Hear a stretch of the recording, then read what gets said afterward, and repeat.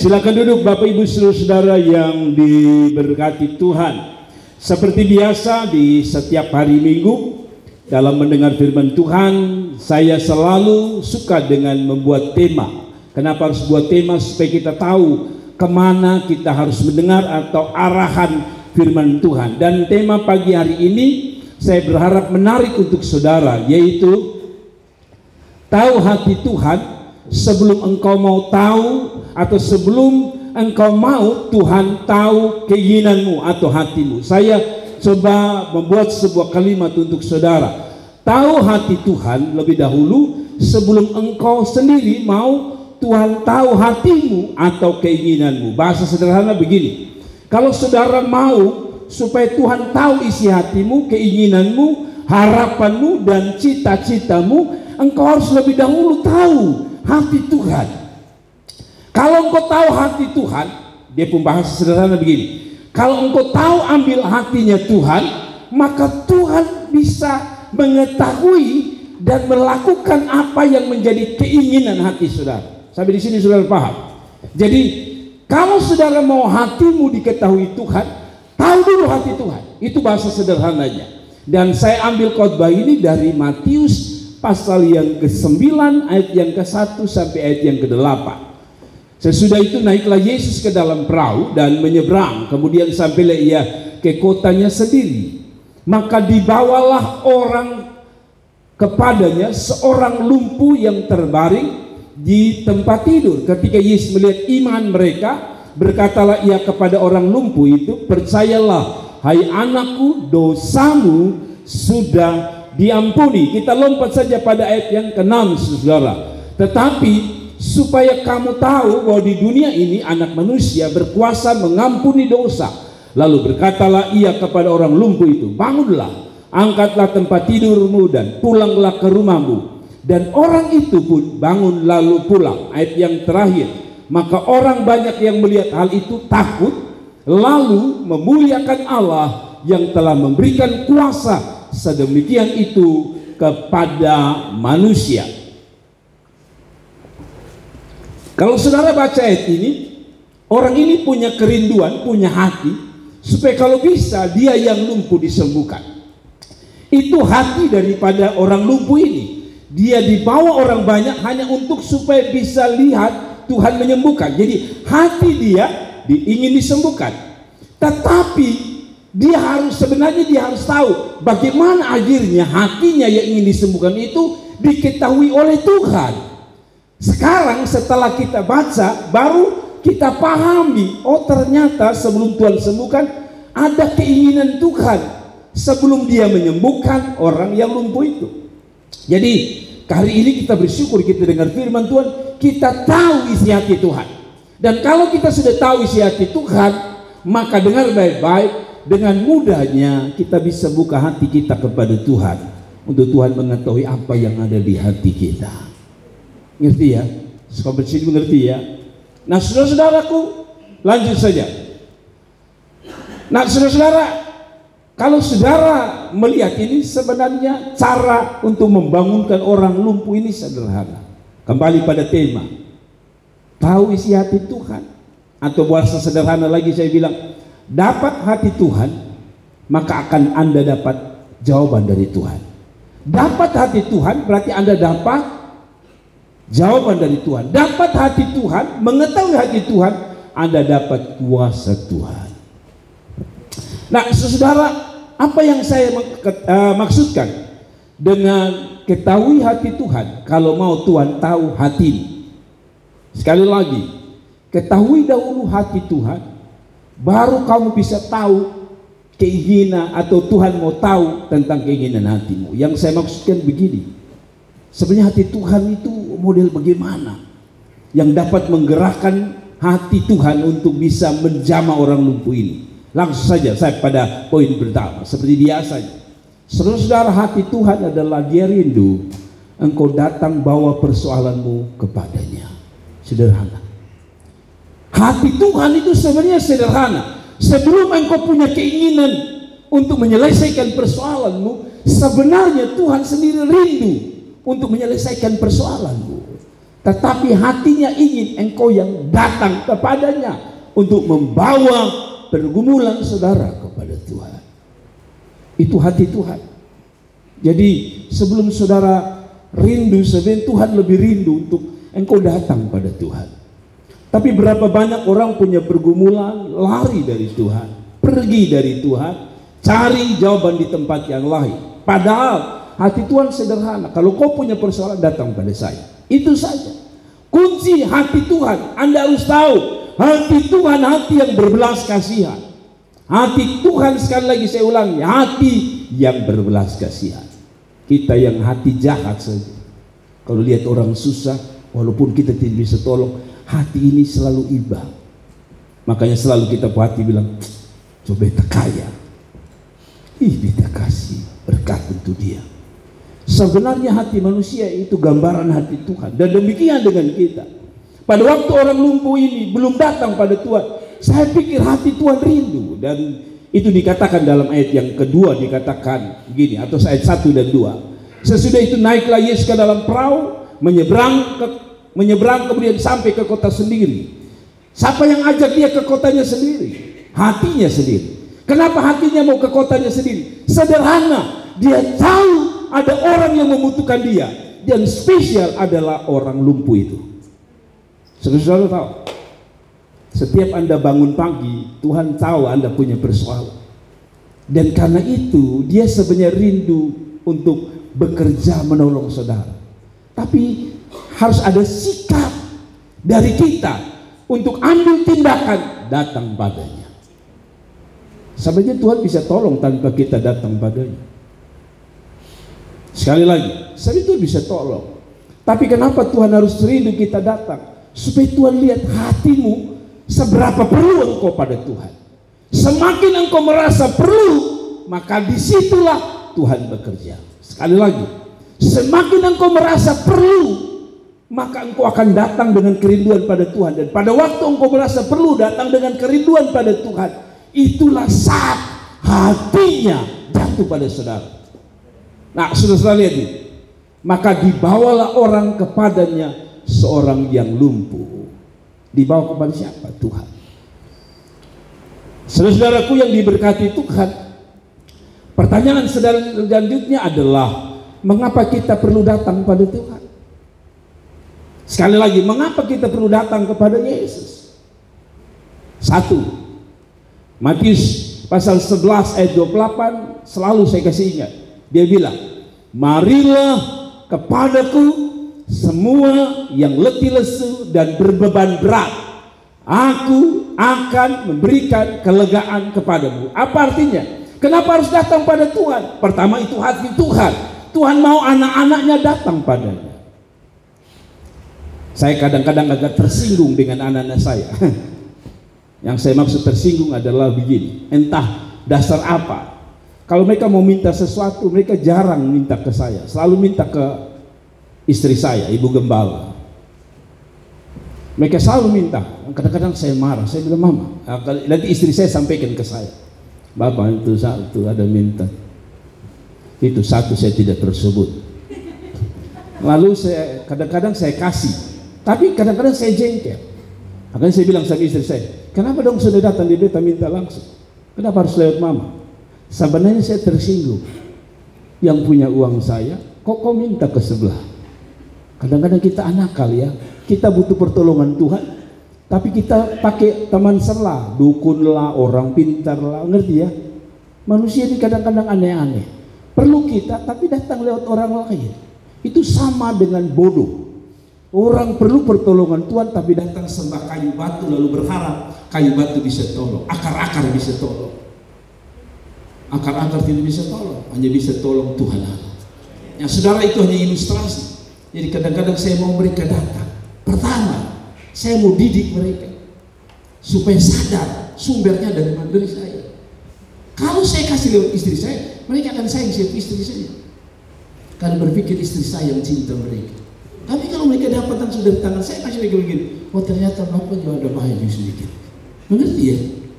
Kadang-kadang Tuhan bukan tidak bisa tolong saudara, dia mau saudara datang pada dia. supaya Anda tahu diri. Kalau sudah alami sesuatu, Anda sadar bahwa semata semua dari Tuhan. Amin. Sedih saudara tidak datang pada Tuhan, dia bisa pakai cara orang lain untuk digerakkan tolong saudara. Tapi kadang-kadang Tuhan tidak izinkan itu. Engkau harus datang supaya Anda lebih mengakui bahwa semuanya dari Tuhan. Amin. Contoh, kalau saudara tidak pernah berdoa misalnya minta sesuatu dari Tuhan, saudara ada keinginan tanpa doa, tiba-tiba saudara dapat sesuatu dari tetangga, misalnya saudara tidak ada uang, saudara tidak makan kan, saudara tidak minta, tiba-tiba tetangga antar bilang, mama tadi malam potong ada pesta di keluarga jadi ada makanan lebih, pada potong buang-buang terlalu banyak, potong kasih mama. Anda butuh makan, tapi karena Anda tidak berdoa, Anda dapat makanan dari tetangga, Anda akan berterima kasih kepada tetangga, padahal yang menggerakkan tetangga itu Tuhan. Ngerti ya? Kadang-kadang Tuhan mau saudara datang pada Tuhan supaya pertama Anda sadar kita butuh Tuhan, tapi yang kedua tadi supaya kita mengakui penuh seutuhnya kalau kita ada, kalau kita punya semua karena Tuhan. Amin. Jadi yang pertama, mengapa datang kepada Tuhan? Karena memang Yesus adalah jawaban satu-satunya di dalam hidup ini. Makanya dia tawar, marilah kepadaku yang letih lesu. Harusnya waktu Anda letih lesu, dia datang pada saudara, hei bangun, kuat. Tidak, tapi dia bilang mari. Dia akan memberikan Anda kelegaan, dia akan membuat Anda bergairah dari letih lesu saudara. Kalau kita bilang apa? Kalau kau datang, saudara, saya tidak bilang, dia tidak bilang nanti letih lesumu akan hilang kalau aku datang kepadamu. Betul ya? Perhatikan teks ini baik-baik. Dia bilang marilah kepadaku semua yang letih lesu. Jadi berarti dia rindu Anda datang. Letih lesumu tidak akan selesai kalau engkau sendiri tidak punya kerinduan datang padanya. Artinya, jadi kalau saudara datang pada Tuhan, entah dalam kebaktian apapun, jangan pernah rasa rugi. Karena pada waktu engkau datang, pertama itu sudah menyukakan hati Tuhan.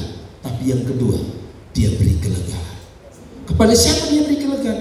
Mereka yang rindu datang pada dia. Jadi datang pada Tuhan, maaf, jangan pernah dipaksakan. Datang pada Tuhan bukan karena ada sebuah jadwal ibadah. Datang pada Tuhan karena sebuah kebutuhan akan Tuhan yang luar biasa. Amin ya. Baru dia bilang, kalau engkau datang pada Tuhan, dia bilang, aku angkat bebanmu atau selesaikan bebanmu, lalu aku beri kelegaan. Berapa banyak orang tidak mengalami kelegaan karena tidak mau datang pada Tuhan. Maksud saya datang pada Tuhan ini juga jangan salah dimengerti. Kadang-kadang kita 1-2 kali datang pada Tuhan lalu belum dijawab, kita kasih tinggal Tuhan. Yang dikatakan datang pada Tuhan ini adalah setiap hari, continue, terus menerus. Bukan hanya 1-2 hari, bukan hanya 1-2 jam, setiap hari, setiap menit, setiap detik kita harus datang pada Tuhan.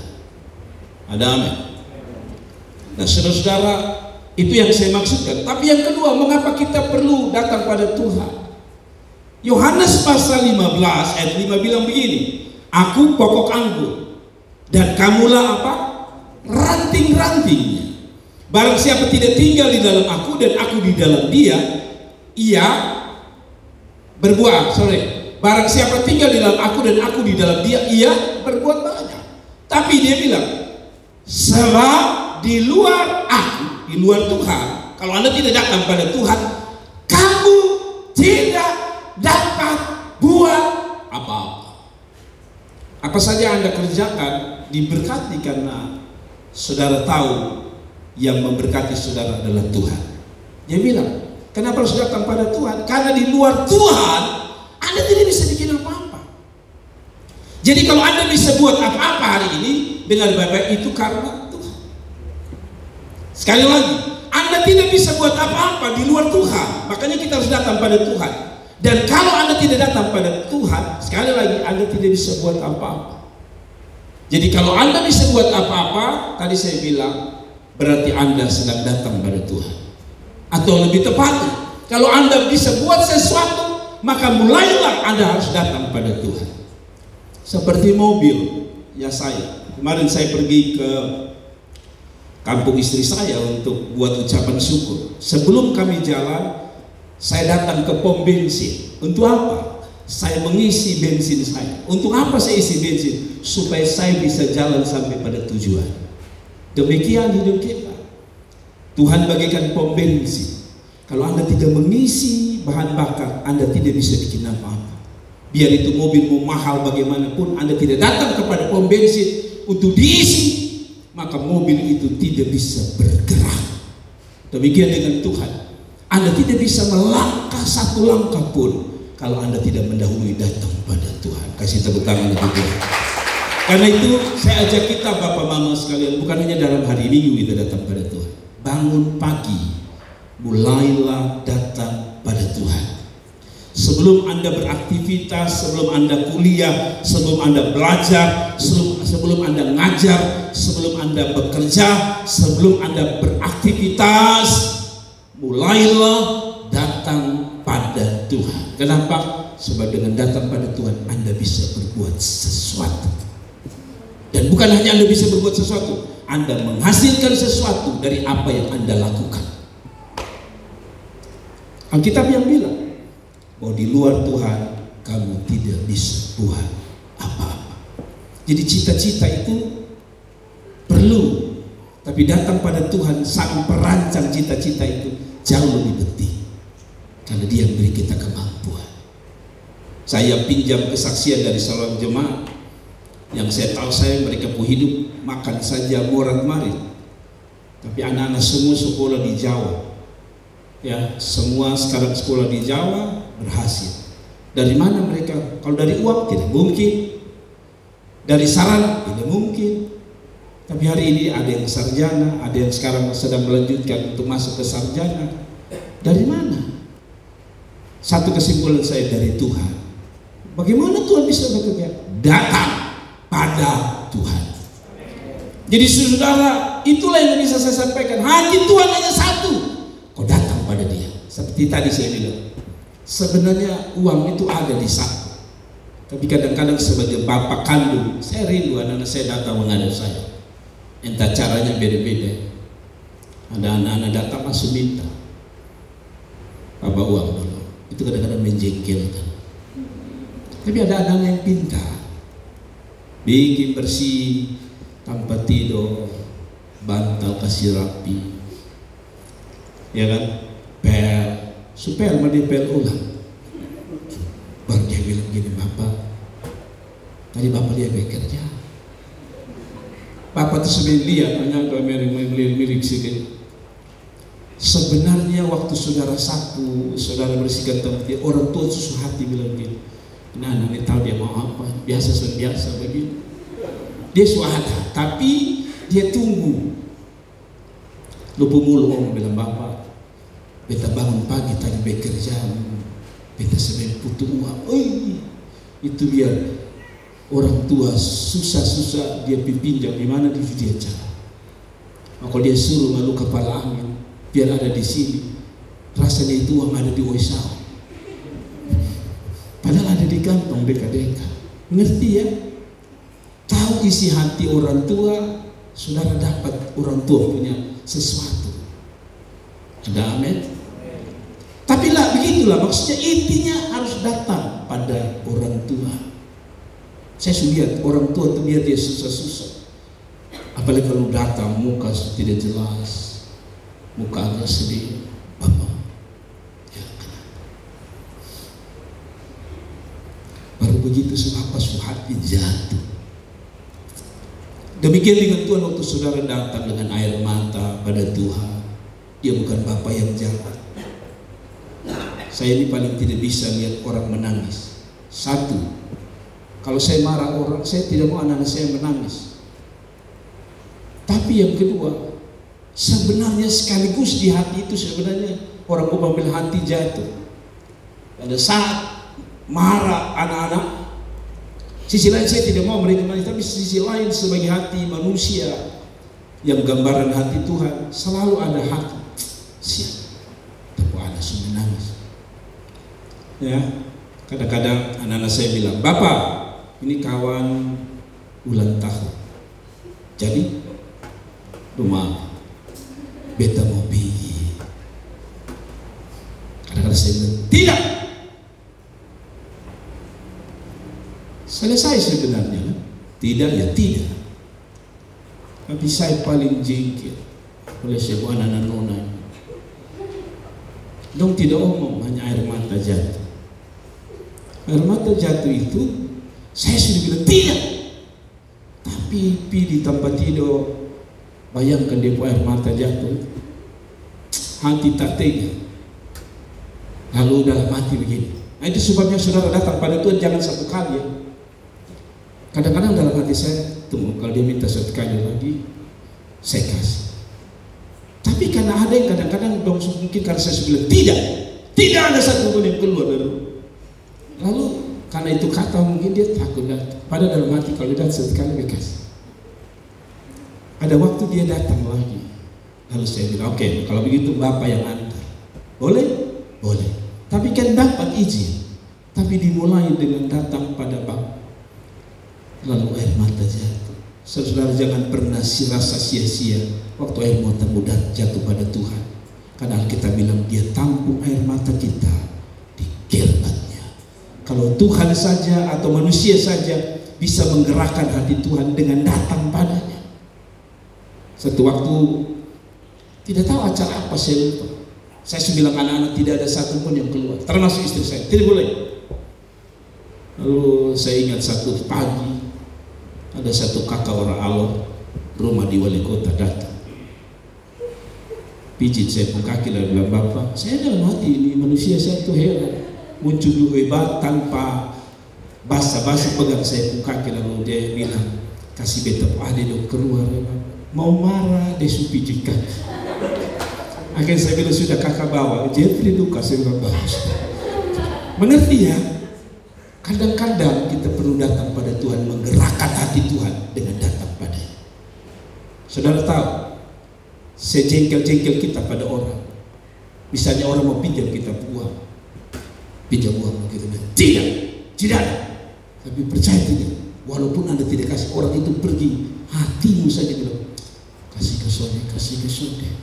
Entah nanti kasih atau tidak, tapi hatimu percaya tidak. Orang kalau sudah datang, ada pikiran. Betul tidak? Kok tidak percaya ya? Karena itu datang pada Tuhan berulang-ulang sampai dia melakukan sesuatu dalam hidup. Yang kedua, hati Tuhan itu mau apa? Engkau datang pada Tuhan bersama. Yang kedua, engkau harus percaya pada dia. Kadang-kadang kita datang pada Tuhan tapi hilang keyakinan kita pada waktu kita melihat sebuah persoalan terlalu besar. Tapi rahasia hati Tuhan sebenarnya untuk menyembuhkan orang lumpuh ini pada pihak Tuhan adalah hatinya rindu. Anda belajar percaya kepadanya. Coba lihat ayat yang kedua. Ketika Yesus melihat iman mereka, kalau tadi dia bilang ketika dia lihat orang-orang datang padanya, sekarang dia lihat orang lumpuh itu dari sisi apa? Iman.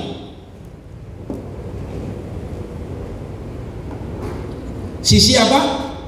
Iman. Satu waktu ada seorang bapak sakit sudah lama, lalu dia datang dalam sebuah KKR. Dalam KKR itu seorang pengkhotbah berkata, kalau engkau mau disembuhkan, lumpuh berjalan, cukup hanya dengan iman. Bapak itu bilang begini, masa saya setiap hari hidup dengan iman, tapi bagaimana saya tidak pernah sembuh? Lalu bapak itu bilang sekali lagi, pengkhotbah itu tanya orang yang lumpuh itu, Bapak datang ke sini di samping dia lumpuh, dia juga buta. Jadi pendeta tanya, Bapak datang dengan siapa? Jawaban orang yang sakit, lumpuh dan buta itu berkata, saya datang dengan iman. Lalu pendeta itu bilang, kalau Bapak datang dengan iman, wah Bapak punya iman luar biasa. Bapak datang di sini, hanya datang di KKR ini dengan iman. Ya, saya datang dengan iman. Lalu dia bilang, kalau Bapak Bapak datang dengan iman, yakin Bapak bisa berjalan, dan buta melihat. Lalu dia bilang sama pendeta, omong kosong. Saya sudah dengan iman 24 tahun. Pendeta bingung, mengapa sudah 24 tahun dengan iman tidak? Lalu dia tanya, iman model apa? Lalu dia panggil seseorang, Iman. Anaknya bernama Immanuel tapi panggil Iman. Datang sini dulu. Ini pendeta bilang harus dengan iman. Ketemu dua hidup. Lu dengan beta ini, lu sebagai anak sudah 24 tahun dengan lu. Iman, Bapak tidak pernah. Oh, baru pendeta itu mengerti bahwa ternyata iman yang dimaksud anaknya. Mungkin saudara ketawa, tapi kadang-kadang dalam hidup kita seperti itu. Kita katanya setiap hari baca Alkitab tentang Yesus, Allah berkuasa menolong kita. Kita bilang kita punya iman, tapi sebenarnya dalam diri kita banyak keraguannya. Amin. Ada amin. Nah, saya kutip mengapa harus perlu iman. Saya kutip beberapa kata bijak bagus. Sudah dengar banyak. Seorang bernama Eleanor Roosevelt. Dia mengatakan, jika kamu kehilangan iman, kamu kehilangan semua. Dan saya setuju, orang yang punya iman, dia mendapatkan apa yang dia mau dalam hidup ini. Dia bilang, kalau kamu kehilangan iman, kamu kehilangan semua. Kenapa begitu? Karena iman memberi kita harapan. Berarti kalau Anda kehilangan iman, Anda kehilangan harapan. Kalau Anda kehilangan harapan, Anda tidak akan mendapatkan apa yang menjadi harapan. Next. Apa itu iman? Seorang menulis, seorang bernama Augustine dari Hippo. Bukan dari Oppo. Iman adalah mempercayai apa yang Anda tidak lihat. Iman adalah mempercayai apa yang tidak Anda lihat. Namun pahala dari iman ini adalah melihat apa yang Anda percaya. Saya suka kata ini. Iman adalah mempercayai apa yang tidak Anda lihat. Orang lumpuh ini belum sembuh, tapi dia sudah percaya bahwa dia sembuh. Dan itulah yang disebut pahala dari iman adalah melihat apa yang Anda percayai. Iman itu memang belum dilihat, tapi dia percaya. Dan apa yang Anda akan lihat adalah bukti dari Anda percaya. Bingung tuh? Saya rasa tidak bingung. Jadi percaya itu tidak melihat, tapi percaya itulah yang membuat Anda melihat. Itu yang disebut Ibrani 11 ayat yang ke-1. Iman adalah dasar dari segala sesuatu yang kita harapkan dan bukti dari sesuatu yang tidak kita lihat. Amin. Kenapa Anda berani kredit rumah? Sebenarnya itu buah-buah kecil dari iman Anda. Padahal Anda belum tahu jelas kira-kira ini bulan bisa bayar jelas tidak. Tapi akhirnya saudara memiliki sebuah rumah, walaupun itu hanya hasil kredit. Tapi sebenarnya itu buah-buah kecil dari iman kita. Bahwa saya akan beli, padahal belum tentu saudara bisa menyelesaikan pembayaran. Terbukti dari ini kali bayar tanggal 30, besok bisa tanggal 25. Tapi dimulai dengan satu kata, sebenarnya ada muncul iman di situ. Ngerti ya? Satu lagi. Mengapa iman itu perlu? Saya suka lagi dengan seorang bernama E.W. Kenyon. Dia mengatakan iman itu berbicara dalam bahasa Tuhan, sedangkan yang terbalik yaitu keraguan itu berbicara dalam bahasa manusia. Bahasa manusia selalu bilang begini, ya kita berdoa mau tahu lah ini jadi kesoal ini. Itulah iman manusia. Keraguan manusia. Keraguan manusia berbicara bahasa manusia. Tapi iman berbicara bahasa Tuhan. Bahasa Tuhan apa? Ini memang tidak mungkin, tapi bagi Tuhan itu mungkin. Itu bahasa Tuhan. Bahasa manusia, ini memang tidak mungkin dan pasti tidak mungkin. Itu bahasa manusia. Iman itu bahasanya adalah bahasa Tuhan. Dan bahasa Tuhan yang membuat Daud berkata, engkau datang dengan lembing dan tombak, aku datang dengan nama Tuhan dan aku menang. Dan sekali lagi, bahasa-bahasa yang kita keluarkan selalu dikatakan adalah bahasa doa. Kalau bahasa manusia yang kita keluarkan, maka bahasa itu juga yang akan menerjemahkan hidupmu. Maksudnya begini, kalau saudara bilang, memang beta susah, beta pasti susah. Ya, itulah bahasa manusia yang engkau imani, dan itulah yang akan terjadi. Tapi kan kalau engkau punya iman yang sejati, engkau menggunakan bahasa Tuhan, bahasa firman, bahasa yang penuh kuasa. Bahasa yang mengatakan dari yang tidak ada dia bikin jadi ada. Penciptaan dunia ini, karena kita meyakini dengan iman Allah kita Maha Kuasa menciptakan langit dan bumi. Kalau dia bisa menciptakan langit dan bumi, benar, apalagi hanya hidupmu dan persoalan. Wow, waktu saya baca ini orang Ewe Kenyon, saya bilang Tuhan bagus sekali ini. Ini sampai kalau saudara baca ini maknanya dalam. Sekali lagi saya ulangi, iman berbicara bahasa Tuhan, keraguan bicara dalam bahasa manusia. Makanya kadang-kadang ada orang bilang, lu terlalu lebe-lebe dia melupa iman. Itulah bahasa Tuhan. Kita pilih sekarang, kita menggunakan bahasa Tuhan atau bahasa manusia, ada di tangan Anda. Tapi saya berharap bahwa saya dan Anda pada hari dengar firman Tuhan, Anda memilih menggunakan bahasa Tuhan lewat iman. Bahasa dokter bilang apa? Ini kira-kira 3 bulan kita mati. Itu bahasa manusia, itu bahasa keraguan. Tapi bahasa Tuhan adalah, oke, dokter bisa bilang begitu, tapi saya punya Tuhan yang lebih dahsyat dari dokter. Satu lagi, next. Iman adalah pilihan untuk mempercayai Tuhan, bahkan ketika jalan di depan tampaknya tidak pasti. Sekali lagi, iman adalah pilihan untuk mempercayai Tuhan, bahkan ketika jalan di depan tampaknya tidak pasti. Saudara ingat Abraham, waktu dia dipanggil keluar dari mana? Dari mana? Dari Ur Kasdim, pergi ke sebuah negeri. Itu didasarkan pada iman. Dia tidak tahu kemana itu negeri, tapi dia dengar suara Tuhan, dia pergi. Tampaknya tidak pasti, tapi karena Tuhan yang bicara, dia pergi. Itulah iman. Jadi kalau saudara-saudara memang melihat kondisi saudara kayaknya tidak pasti, aduh Tuhan, betap masalah bukan tambah kecil, kelihatan tambah besar. Itu dalam keadaan tak pasti. Tapi iman dia bilang, tetap mempercayai Tuhan, sekalipun itu tak pasti. Waktu Tuhan janjikan dia anak Ishak pertama kali, dia berumur kurang lebih 99 tahun, betul ya? Atau puncaknya 99 tahun. Tuhan janji tahun depan aku akan kasih kamu. Lalu istrinya bernama Sarah, bukan Sarah Malo, Sarah dalam Alkitab, sampai menertawakan Tuhan.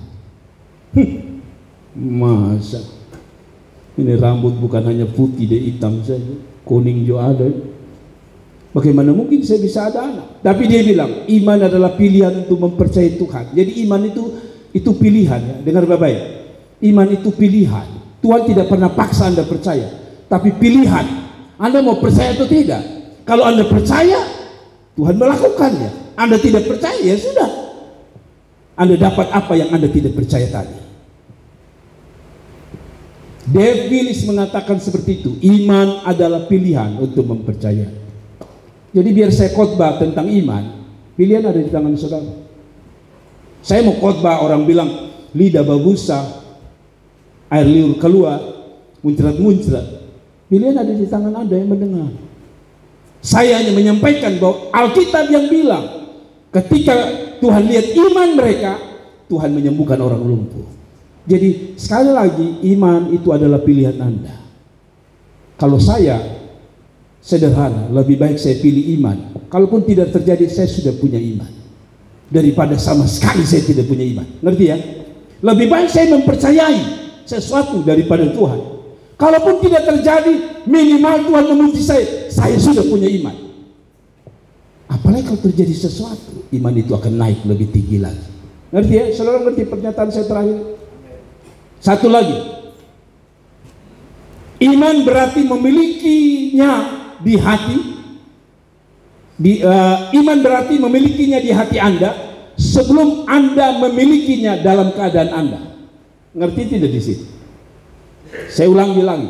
Iman dari seorang Kimberly Jones Potier. Iman berarti Anda memilikinya di hati Anda sebelum Anda memilikinya dalam keadaan.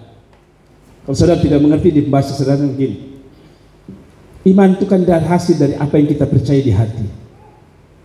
Umur 28 saya sudah punya iman, bahwa saya akan menikah. Ya, itu di hati.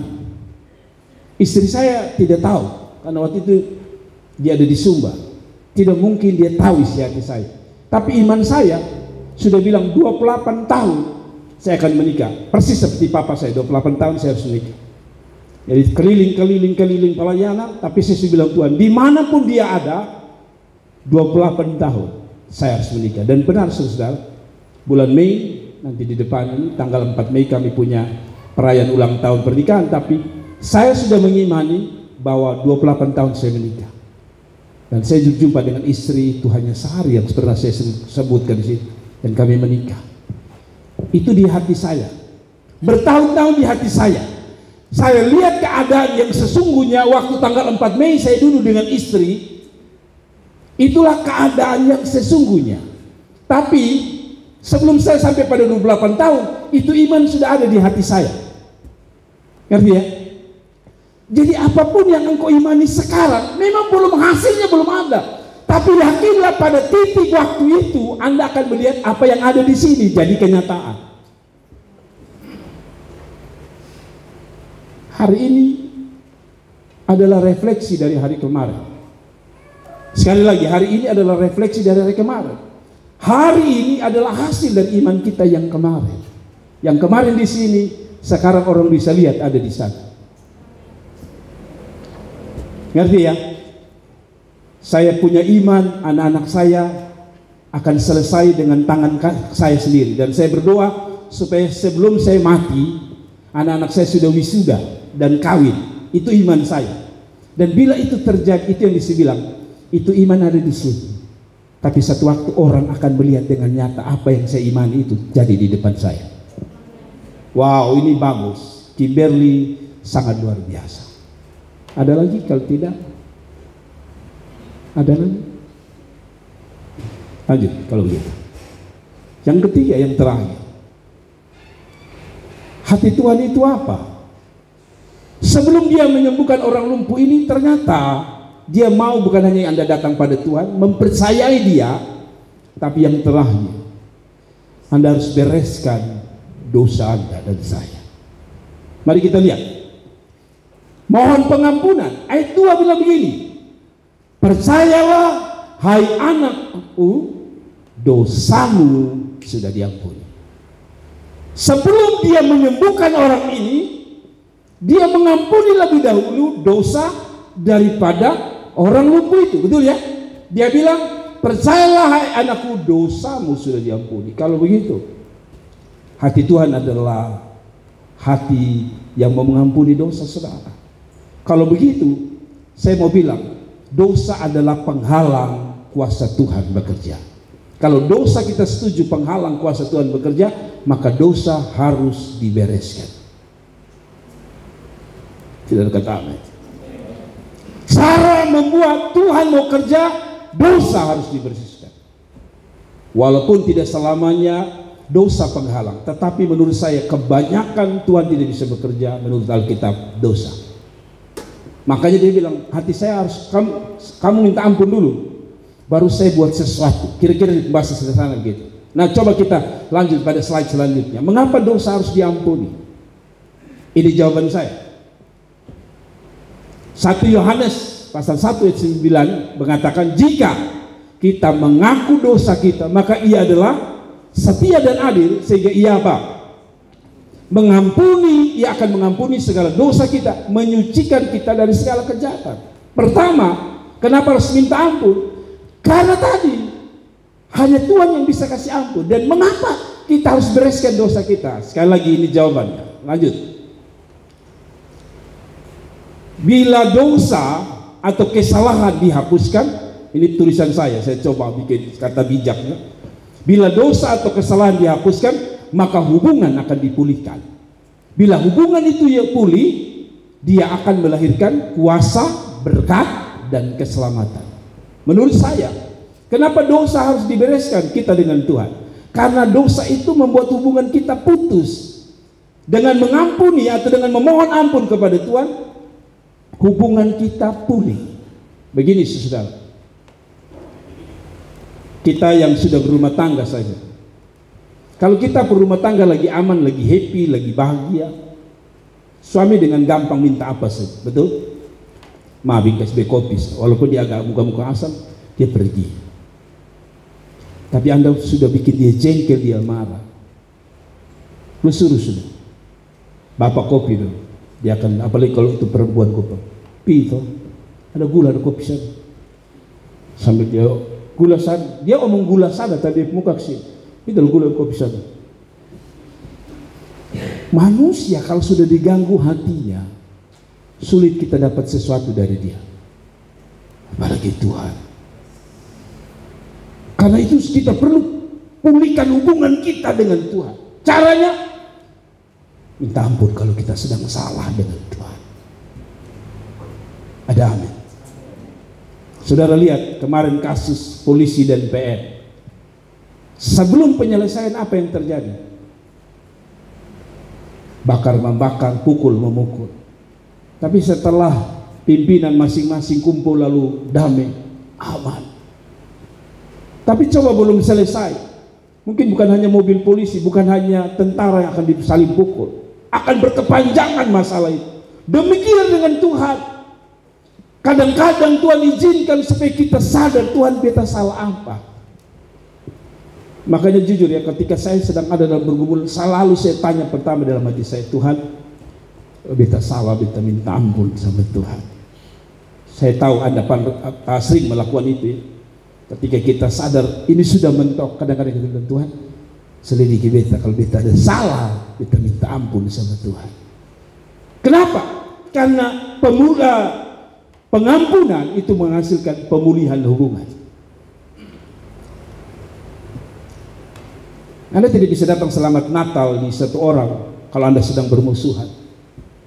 Kalau Anda sedang bermusuhan, Anda walaupun Anda lihat ada cookies di toples enak sih, Anda tidak bisa ambil karena lupa muka taruh di mana orang adalah bermusuh. Maka cara orang Kupang adalah tanggal 24 Desember. Biar dia Bapak marah, Bapak selamat Natal cium. Bapak agak gengsi-gengsi. Tapi dalam hati Bapak, setelah duduk-duduk habis bercium, lalu Bapak bilang makan dulu. Tak usah suruh, Bapak akan bilang itu ada kue di sini. Kurang ada sei babi di lemari. Tapi sebelum Anda bangun itu hubungan, daging babi yang enak tetap ada di meja makan. Ketika hubungan itu pulih, maka itu yang ada di belakang bisa ada di depan Anda. Mengerti ya? Demikian dengan Tuhan. Sebenarnya Tuhan punya keselamatan, Tuhan punya berkat ada di belakang sana. Tapi kita tidak mau pulihkan hubungan kita dengan dia. Kalau kita punya hubungan enak dengan seseorang, gampang.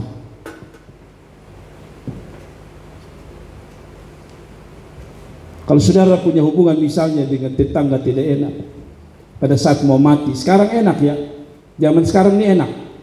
Kalau saudara musuhan dengan tetangga pun, orang mati, Anda pergi punya uang sewa kursi. Tapi zaman dahulu, orang tua dulu mau bikin pesta pinjam tetangga pun kursi, piring, gelas pinjam. Saya masih kecil, saya ingat pinjam semua. Lu tersalah dari tetangga, habis lu. Lu mangka itu kursi dari Kapadala sana berdatang sini tetangga. Nah, intinya begini. Hubungan itu penting dengan Tuhan. Amin. Amin. Kita pasangan saja, kalau istri sudah melukai kita, rasanya kita mau buat sesuatu itu berat. Tapi kalau hubungan sudah pulih itu enak. Kadang-kadang istri itu kalau dia sudah terluka, saudara mau tawar dia makanan paling enak, sonde, mak, ya, kan? Mama itu kalau di Semarang, ya kan? Sikat, pada jelas. Ya kan? Kita mau ya om tuh, ketompi makan kau di Ramayana, pinap itu. Kalau mama sudah mulai akar pahit, pinap itu. Pada dalam hati, cokot ada baba habis jalan. Lalu Bapak bilang minta maaf. Sansat, ulang-ulang lu bikin. Sansat. Pada dalam hati itu Bapak mudah-mudahan dia minta maaf kedua. Yang ketawa pasti nyata. Nah, seperti anak saya tadi, sebenarnya kita butuh kedua kali. Lalu Bapak datang kedua kali, raba di tangan, minta maaf. Sudah, soalnya. Tapi sebenarnya saya tahu hati seorang ibu dalam hati bilang, kasihan lebih pelaki sudah 3 kali, nanti dia datang ke-5 betul terima dia. Nah baik kalau udah pelaki yang datang ke-5, ketiga dia sudah bangun jalan, lalu kudu jadi apa? Tapi intinya hubungan yang pulih menghasilkan sesuatu yang baik. Kita ini kan punya pengalaman tentang hal ini, betul ya? Kita pernah punya pengalaman. Saya ingat dulu kita suka pencuri orang pemangga. Kalau tidak ketahuan tidak apa Anda ambil terus. Tapi kalau ketahuan, pas dia panen mangga, lu jam biji bilang om 3 dong. Dia bilang, lu minta 3, 20 lu curi beta tahu lu, maka Anda tidak dapat. Tapi kalau Anda punya hubungan baik, tidak curi dia punya. Pada hari panen, saya ingat saya pun tetangga itu dong panen. So dia minta, karena punya hubungan baik, so dia bikin dong terluka, berdiri sah. Lihat dong, petik, lihat sah. Lama-lama tuan rumah bilang, Adi tunggu ketong habis petik, Adi tunggu, lihat terus saja. Terakhir, nanti Adi ambil yang itu langsung pica-pica. Kita ini orang tua juga kadang-kadang nakal orang tua ini. Dulu kalau kita kue Natal, orang tua ada bikin kue kering. Itu lu raba lu tangan patah. Oh, sabar. Nanti lu makan juga, gitu. Nanti lu makan. Sedang bilang lu jadi kesalahan, nanti lu makan. Tapi herannya, pas semua sudah jadi, mama kasih yang angus. Lu makan ini sayang, ini untuk tamu. Bayangkan, kurang ajar sekali kita orang tua. Nah, makan di tamu dahulu dong. Bayangkan kita yang angus. Pantas rata-rata orang Kupang muka angus semua alias hitam. Makan dulu ya angus. Dan saya pernah ulang-ulang korban angus. Kita mau tambah nasi, saya dulu. Nanti di nasi angus apa dulu kau bilang nasi kerak, tunggu kerak selalu mau tambah di kerak. Tapi intinya kita dapat kalau hubungan baik itu walaupun tidak dapat yang tadi untuk tamu itu minimal dapat angus. Jadi kalau ada orang tua sini tolonglah angus itu kasih kucing, jangan kasih ke tempat anak. Ada di sini mama sampai sekarang bertobat ya. Saya istri kalau jual, yang gagal, jadi setiap kali saya bilang, Bapak jangan itu, ini bisa. Itu berarti pro ayam susu jadi lagi. Yang pro ayam, yang jadi pro ayam jual. Yang jadi pro kambing kok apa itu, itu makan. Kadang-kadang kita dapat ini produk-produk gagal, tapi tidak apa-apa. Hasil hubungan yang baik itu tetap dapat. Jadi dengan Tuhan saya mau tutup. Tuhan tidak sejahat itu. Dia bilang remah pun pasti ada dapat. Kalau saudara punya hubungan yang baik dengan Tuhan. Lanjut. Sesungguhnya tangan Tuhan tidak kurang panjang untuk menyelamatkan dan pendengarannya tidak kurang tajam untuk mendengar. Tapi yang merupakan pemisah antara kamu dan Allahmu ialah segala kejahatanmu, dan dia membuat dia menyembunyikan diri terhadap kamu sehingga ia tidak mendengar ialah segala dosa. Penghalangnya sederhana. Anda harus bereskan dengan Tuhan.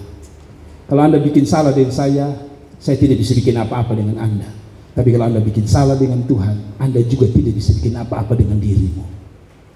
Artinya, terus kewajiban saya adalah melakukan. Ada seorang menulis, Martin Luther King, seorang pembicara hebat, seorang orator hebat, seorang pembicara lapangan yang hebat, pernah bilang begini, kewajiban saya adalah melakukan yang benar, sisanya ada di tangan Tuhan.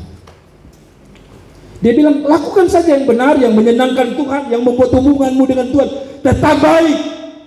Urusan yang lain sisanya ada di tangan Tuhan. Orang mau omong apa tentang kita, jalan, yang penting kita benar, jalan. karena sisanya itu bagian Tuhan.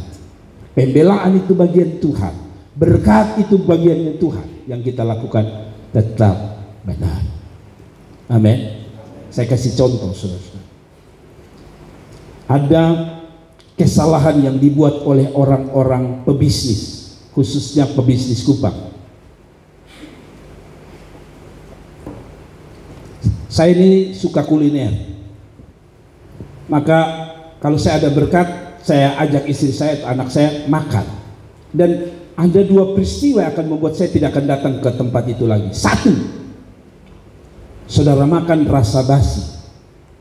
Pernah saudara makan di satu tempat, basi. Pernah saudara saya pernah makan basi. Mungkin besok dia tidak basi lagi, tapi Anda akan berkata, tobat, saya tidak akan datang. Padahal mungkin saja pengelolaan air yang terlalu banyak pada nasi membuat dia basi. Dia mungkin tidak punya niat jahat, tapi Anda sudah bilang, tobat, saya tidak datang lagi. Yang kedua, tadi malam saya ajak istri saya, mari kita coba satu tempat. Saya tidak sebut ya, karena kalau dia suka saya pengkhotbah dia marah saya nanti. Saya pergi satu tempat, saya bilang istri saya, kita makan di sini. Makan, enak sekali. Lalu saya minta tambah lagi. Dan saya tanya, saya pembayangan di otak saya ini 2 orang, lari-lari 60, lari-lari 65. Lalu saya bilang sama istri, tahu berapa? Istri saya, berapa?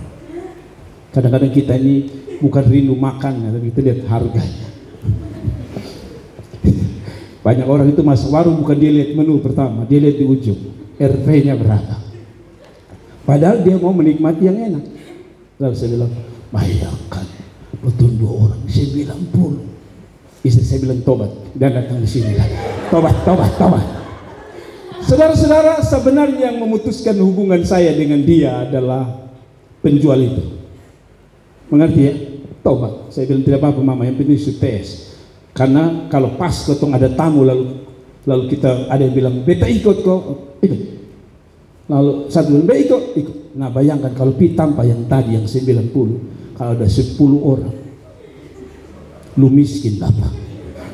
Tapi maksudnya adalah itu orang sudah bikin saya kecewa, saya tidak akan datang. Demikian dengan Tuhan. Kalau saudara bikin kecewa, bagaimana Tuhan mau datang pada hidup saudara? Itu manusia saja, sudah basi, saya tidak datang lagi. Mahal, sudah tidak datang lagi. Padahal kita lupa, daging sendiri semua mahal. Tapi ya, bagi saya terlalu mahal. Karena konino satu porsi hanya 10.000. Ya saya bilang mau, tahu tadi 90.000 kita beli 9 orang, kita makan 9 orang, 90.000. Lengkap apa? Daging yang sama, babi dan babi. Sebelah babi, 10.000 dapat babi. Jadi kalau 2 orang berarti 1 orang 45.000. Akhirnya saya pikir-pikir Tuhan, ini tadi kata yang terakhir, tobat. Anda pernah omong dengan satu warung, tobat. Dia pun Tuhan tidak dengar, tapi Anda setuju tobat. Pegalangan semua. Tuhan memberkati, kasih tepuk tangan yang meriah untuk Tuhan. Jangan biarkan Tuhan tobat untuk menolong kita. Amin. Mari kita bangkit berdiri dan kita berdoa kepada Bapa di sorga.